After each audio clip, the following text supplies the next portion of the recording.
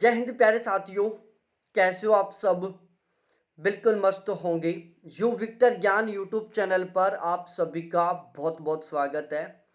आज के इस वीडियो में हम बिल्कुल डिटेल से डिस्कस करने वाले हैं। एक सरकारी नौकरी है, सेंट्रल बैंक ऑफ इंडिया से निकली है, सफाई कर्मचारी की।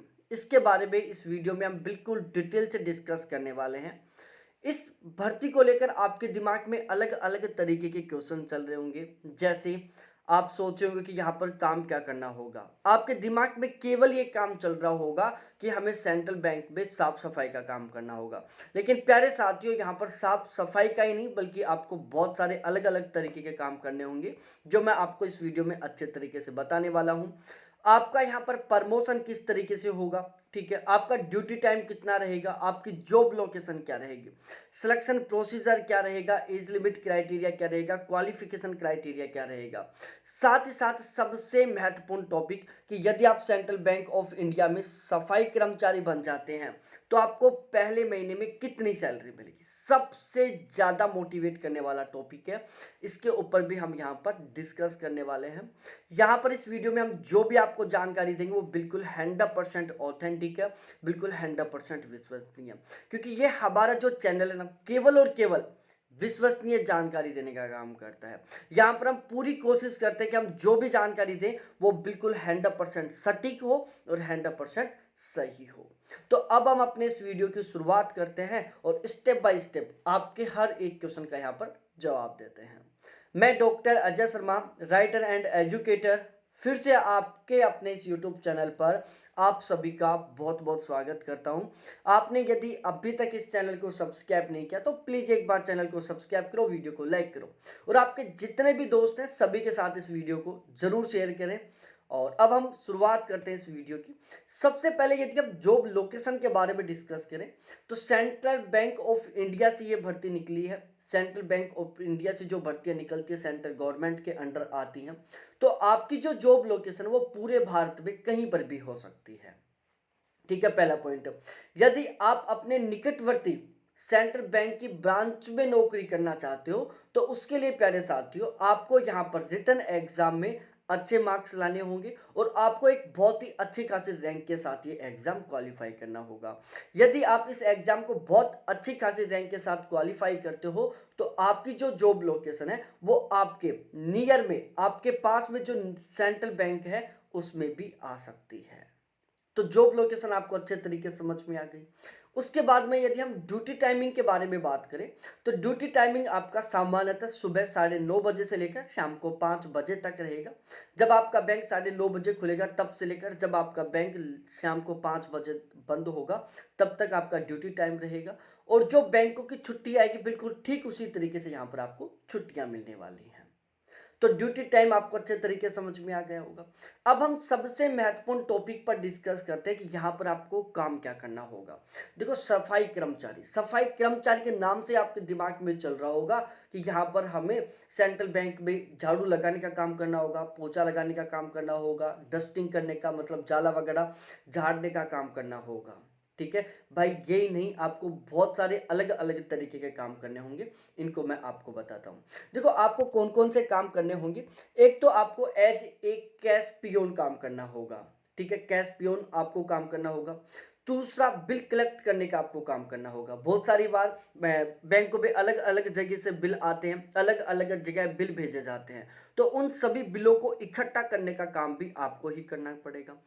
ड्राफ्टरी का जो काम है वो भी आपको ही करना होगा, ठीक है। इसके अलावा ब्रांच से रिलेटेड जो बहुत सारे अलग अलग तरीके के डॉक्यूमेंट्स होते हैं उन सभी को एक जगह इकट्ठा करके भी आपको ही रखना होगा। ब्रांच का सही ढंग से मेंटेनेंस भी आपको संभालना होगा। सपोज दैट आपकी ब्रांच में पंखा नहीं चल रहा तो उसको भी ठीक आपको ही करवाना पड़ेगा। आपके बैंक में या ब्रांच में यदि कोई एसी ठीक से नहीं काम कर रही तो उसको भी आपको ठीक करवाना होगा। आपके ब्रांच का गेट खराब हो गया तो उसको भी ठीक आपको ही करवाना पड़ेगा, ठीक है। तो आपकी ब्रांच में मेंटेनेंस को लेकर जितने भी काम होंगे वो केवल और केवल आपको ही करवाने होंगे, ठीक है। इसके अलावा जो मिसकेलियस का जो काम है वो भी आपको ही करना होगा। इसके अलावा टू टेक मनी ऑर्डर, ये वाला काम भी, जो मनी ऑर्डर है वो लेने का काम भी आपको ही करना होगा।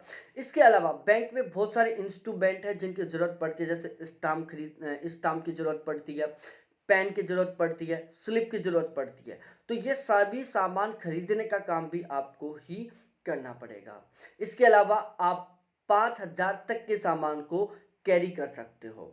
ठीक है, आपके पास इतनी अथॉरिटी रहेगी कि आप 5,000 तक का सामान खरीद सकते हो और 5,000 तक का सामान एक ब्रांच से दूसरी ब्रांच तक कैरी कर सकते हो। इसके अलावा आपकी ब्रांच से रिलेटेड जितने भी लेटर आएंगे उन सभी लेटरों को इकट्ठा करने का काम आपको करना पड़ेगा।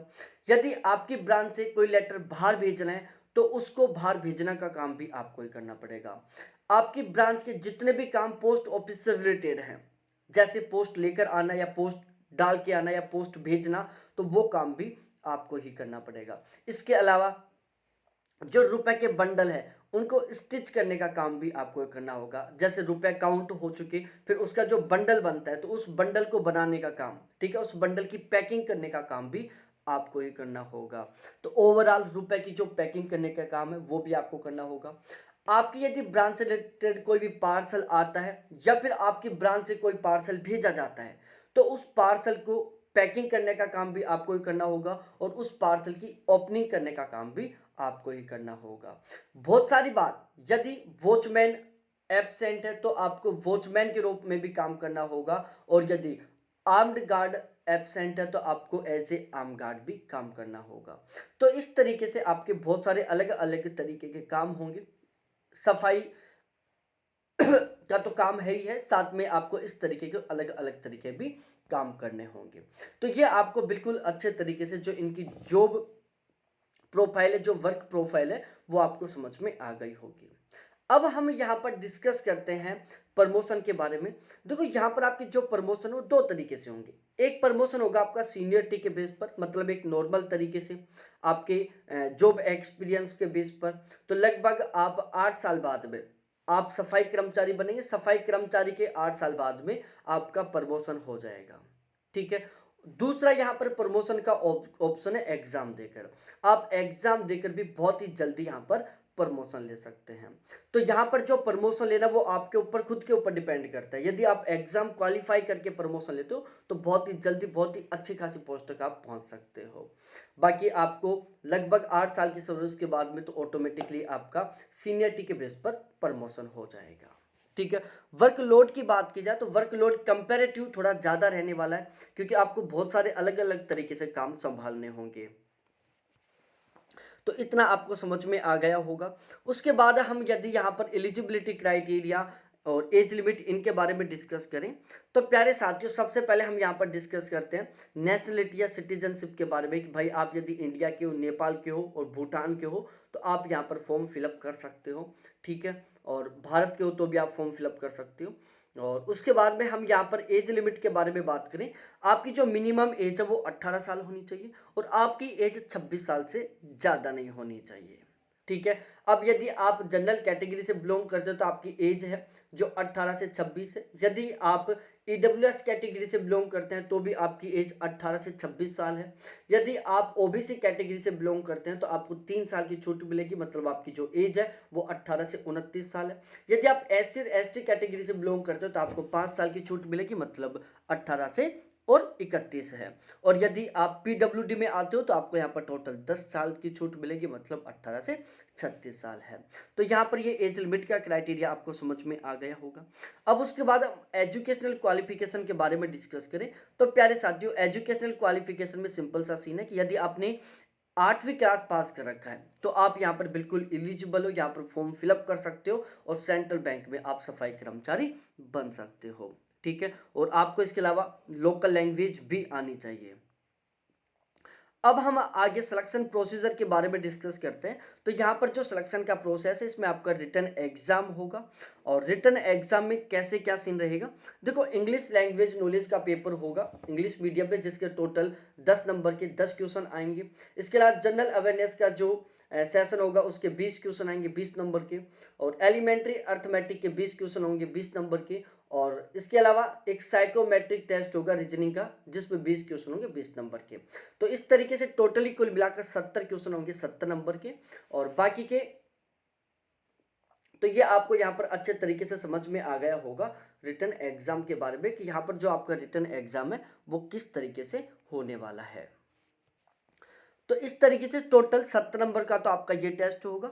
इसके अलावा आपका यहाँ पर एक एग्जाम और होगा, वो होगा लोकल लैंग्वेज का, जो टोटल 30 नंबर का होगा। तो टोटली कुल मिलाकर यहाँ पर आपके 2 एग्जाम होंगे। पहला जो एग्जाम होगा वो 70 नंबर का होगा, जिसमें टोटल 70 क्वेश्चन होंगे और आपको 90 मिनट का समय दिया जाएगा।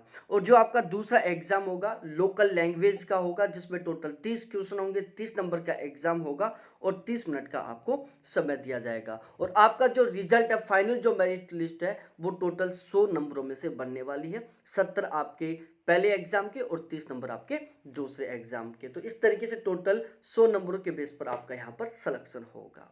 अब हम सबसे मेन टॉपिक पर डिस्कस करते हैं कि यदि आप सेंट्रल बैंक ऑफ इंडिया में सफाई कर्मचारी बनते हो तो आपकी पहले में सैलरी कितनी रहने वाली है। सबसे ज़्यादा मोटिवेट करने वाला टॉपिक है। और अभी तक आपने चैनल को सब्सक्राइब नहीं किया तो प्लीज़ एक बार चैनल को जरूर सब्सक्राइब करो, वीडियो को लाइक करो और अपने सभी दोस्तों के साथ एक बार जरूर शेयर करो। यदि आप सेंट्रल बैंक ऑफ इंडिया में सफाई कर्मचारी बनते हो तो आपकी पहले महीने की जो सैलरी है ना, वो आपका जो पहले महीने का बेसिक पे ना, वो 14,500 रुपये रहने वाला है। पहले महीने का बेसिक पे कितना रहेगा? 14,500 रुपये। उसके बाद में फिलहाल में जो डीए की रेट है वो 46% है। तो 46% के अकॉर्डिंग आपका डीए बन जाता है 6,650 रुपये। एचआरए आपको 9% भी मिलेगा, 18% भी मिलेगा, 27% भी मिलेगा। वो डिपेंड करता है कि आपकी पोस्टिंग कौन सी ब्रांच में है और कौन से शहर में है। यदि आपकी ड्यूटी बिल्कुल गांव में तो आपको 9% एचआरए मिलेगा। यदि आपकी ड्यूटी दिल्ली, मुंबई, कोलकाता, चेन्नई जैसे बड़े शहरों में तो आपको 27% एचआरए मिलेगा। और जो बीच के कैटेगरी के शहर है वहां पर आपको 18% एचआरए मिलेगा। तो यदि मैं 18% के अकॉर्डिंग कैलकुलेट करता हूं तो आपका एचआरए बनता है टोटली कुल मिलाकर यहाँ पर 2610 रुपए। और 500 रुपए के आसपास आपको यहाँ पर अदर अलाउंस मिलेंगे, जहां जिसमें आपके छोटे छोटे कई अलाउंस शामिल रहेंगे। तो इस तरीके से इन चारों को मिलाकर आपकी ग्रोस सैलरी बनेगी। तो आपकी जो ग्रोस सैलरी है वो बनेगी यहाँ पर 24,260 रुपए। अब इसमें कुछ कटौतियां होंगी। एनपीएस के कटेंगे 2,115 रुपए, सीजीईजीआईएस के 120 रुपए कटेंगे। अब आप सोचोगे कि यार एनपीएस के 2,115 रुपए फोकट के, भाई ये फ्री के नहीं कटे हैं। इसमें सीन क्या होता है, जिस दिन आपकी ज्वाइनिंग होगी उसी दिन गवर्नमेंट के द्वारा आपको एक एनपीएस अकाउंट खोला जाएगा। एनपीएस अकाउंट खुल गया, आपके बेसिक पे और डीए दोनों का 10% जितना अमाउंट आपकी ग्रोस सैलरी में से काटकर आपके एनपीएस अकाउंट में ट्रांसफर कर दिया जाएगा। ठीक है। अब आपकी बेसिक पे और डीए दोनों का 14% जितना अमाउंट गवर्नमेंट अपनी खुद की तरफ से बिल्कुल फोकट में आपके उस एनपीएस अकाउंट में ट्रांसफर करेगी। तो ओवरऑल महीने के महीने आपके एनपीएस अकाउंट में कितना अमाउंट है? टोटल 24%। 10% तो जो आपका कटा, 14% गवर्नमेंट ने जो आपको फ्री का दिया। तो इस एनपीएस अमाउंट की वजह से आपकी जो टोटल सैलरी वो 114% बनेगी। जब आप रिटायरमेंट लेके आओगे ना, तो प्यारे साथियों ये एनपीएस अकाउंट में जितना भी आपका अमाउंट जुड़ा है विद इंटरेस्ट आपको वापस मिल जाएगा। सीजीजीआईएस के आपके 120 रुपए कटेंगे। टोटल कटौती होती है आपकी 2,235 रुपए की। अब हम यहाँ पर डिस्कस करते हैं नेट सैलरी के बारे में, जो आपके पहले महीने अकाउंट में ट्रांसफर होने वाली है। तो प्यारे साथियों आपकी पहले महीने की सैलरी रहेगी 22,025 रुपए, जो कि एक अच्छा खासा अमाउंट है। यदि आप किसी प्राइवेट सेक्टर में काम करते हो तो आपकी सैलरी की शुरुआत होगी 10,000 रुपए, 12,000 रुपए से, जिसमें इंक्रीजमेंट बिल्कुल नाम मात्र होगा। लेकिन यहाँ पर आज 22,000 रुपए सैलरी है, लेकिन इसमें बहुत ही शानदार तरीके से क्या होगा? इंक्रीजमेंट होगा। आपकी ये जो बेसिक सैलरी है ना, बेसिक पे है, वो हर साल 3% के अकॉर्डिंग बढ़ेगा। आपका जो डीए साल में 2 बार बढ़ेगा। हर साल एवरेज 5% से लेकर 7% के बीच में बढ़ेगा। तो आपकी जो सैलरी इंक्रीजमेंट रेट वो भी बहुत शानदार रहने वाली है। ठीक है। 8 साल बाद में आपका पहला प्रमोशन हो जाएगा और यदि आप रिटर्न एग्जाम देते हो तो आपका और भी पहले प्रमोशन हो जाएगा। तो प्राइवेट जॉब की तुलना में तो कहीं गुना ज़्यादा अच्छी नौकरी है ये, और बहुत ही अच्छा खासा सीन है। कोई काम छोटा नहीं होता, कोई काम बड़ा नहीं होता। बहुत बहुत धन्यवाद आप सभी को देखने के लिए। थैंक्स बाय मेरे प्यारे साथियों। फिर मिलते हैं हम इसी तरीके से किसी दूसरे वीडियो में, जहां पर फिर हम आपको बिल्कुल डिटेल से बताएंगे किसी दूसरी जॉब के बारे में। बहुत बहुत धन्यवाद देखने के लिए।